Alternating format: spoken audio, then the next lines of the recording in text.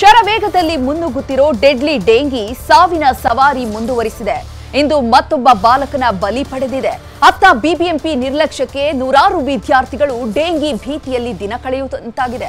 ಇದರ ನಡುವೆ ಮೊದಲಿಗಿಂತ ಎರಡನೇ ಬಾರಿ ಡೆಂಗಿ ಬಂದ್ರೆ ಡೇಂಜರ್ ಅನ್ನೋ ವಿಚಾರ ಆತಂಕ ಸೃಷ್ಟಿಸಿದೆ. ಹೆಮ್ಮಾರಿ ಡೆಂಗಿ ಬಗ್ಗೆ ಬೇಡ ನಿರ್ಲಕ್ಷ್ಯ, ಎಚ್ಚರ. ಡೆಡ್ಲಿ ವೈರಸ್ಗೆ ಈವರೆಗೂ 8 ಜೀವಗಳ ಬಲಿ. ರಾಜ್ಯದಲ್ಲಿ ಡೇಂಜರ್ ಡೆಂಗಿ ಸಾವಿನ ಗಂಟೆ ಬಾರಿಸುತ್ತಿದೆ.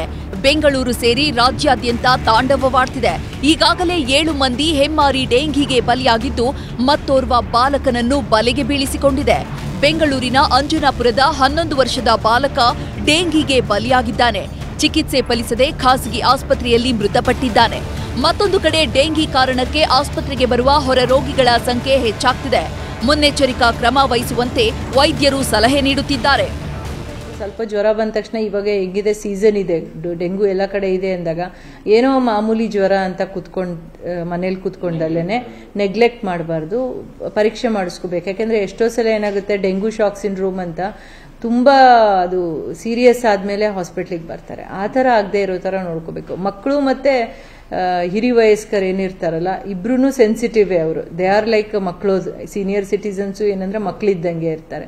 ಸೊ ಅದರಿಂದ ಅವ್ರ ಬಗ್ಗೆ ಸಹ ಕೇರ್ ತಗೋಬೇಕು. ಇನ್ನು ಒಂದು ಬಾರಿ ಡೆಂಗಿ ಜ್ವರ ಬಂದು ಕಡಿಮೆ ಆದ್ಮೇಲೆ ಬಚಾವಾದ್ವಿ ಎಂದುಕೊಂಡ್ರೆ ಕಥೆ ಮುಗೀತು.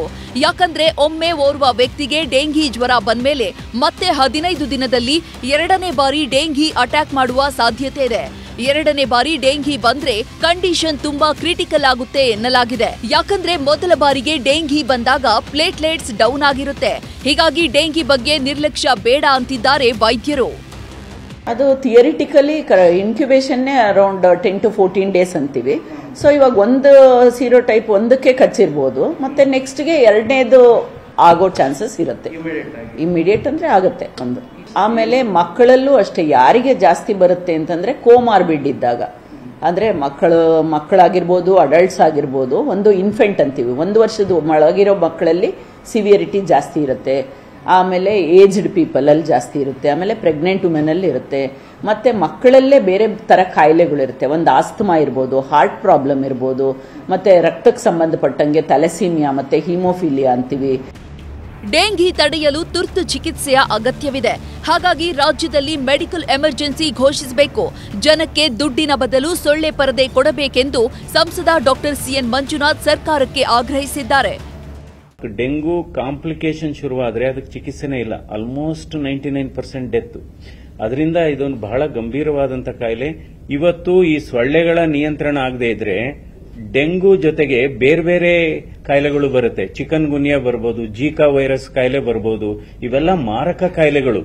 ಇದನ್ನ ಒಂದು ಮೆಡಿಕಲ್ ಎಮರ್ಜೆನ್ಸಿ ಅಂತ ಡಿಕ್ಲೇರ್ ಮಾಡಬೇಕಾಗುತ್ತೆ. ಏನೇನೋ ನಾವು ಫ್ರೀ ಕೊಡ್ತೀವಿ, ನಿಜವಾಗ್ಲೂ ನೀವು ಈ ಸೊಳ್ಳೆ ಪರದವನ್ನ ಕೊಡಬೇಕಾಗುತ್ತೆ. ನಿಜವಾಗ್ಲೂ ಇದು ಬಹಳ ಮುಖ್ಯವಾದದ್ದು. ಇದನ್ನು ಉಚಿತವಾಗಿ ಸೊಳ್ಳೆ ಪರದವನ್ನ ನಾವು ಕೊಟ್ರೆ ಸುಮಾರು ನಿಯಂತ್ರಣ ಆಗುತ್ತೆ. ಡೇಂಜರ್ ಗಂಟೆ ಹೊಡಿತಿರೋ ಡೆಡ್ಲಿ ಡೆಂಗಿ ಬಗ್ಗೆ ಪಾಲಿಕೆಯು ಮೈಯೆಲ್ಲ ಕಣ್ಣಾಗಿ ಕೆಲಸ ಮಾಡಬೇಕಿದೆ. ಜೊತೆಗೆ ಜನರು ಕೂಡ ಸೊಳ್ಳೆಗಳ ನಿಯಂತ್ರಣಕ್ಕೆ ಸುತ್ತಮುತ್ತಲಿನ ಪ್ರದೇಶವನ್ನ ಸ್ವಚ್ಛವಾಗಿ ಇಟ್ಟುಕೊಳ್ಳಬೇಕು. ಶರಣು ಹಂಪಿ, ನ್ಯೂಸ್ 18. ಕನ್ನಡಿಗರ ಮೆಚ್ಚಿನ ನಿಮ್ಮ ನ್ಯೂಸ್ 18 ಕನ್ನಡ ಈಗ ವಾಟ್ಸ್ಆಪ್ನಲ್ಲಿಯೂ ಲಭ್ಯ. ಕರ್ನಾಟಕ ಮತ್ತು ದೇಶ ವಿದೇಶದ 360 ಡಿಗ್ರಿ ಸುದ್ದಿ ವಿವರವನ್ನ ನೀವು ನಿಮ್ಮ ಕೈ ಬೆರಳುಗಳಲ್ಲಿಯೇ ಪಡೆಯೋದಿಕ್ಕೆ ಈ QR ಕೋಡ್ ಅನ್ನ ಸ್ಕ್ಯಾನ್ ಮಾಡಿ.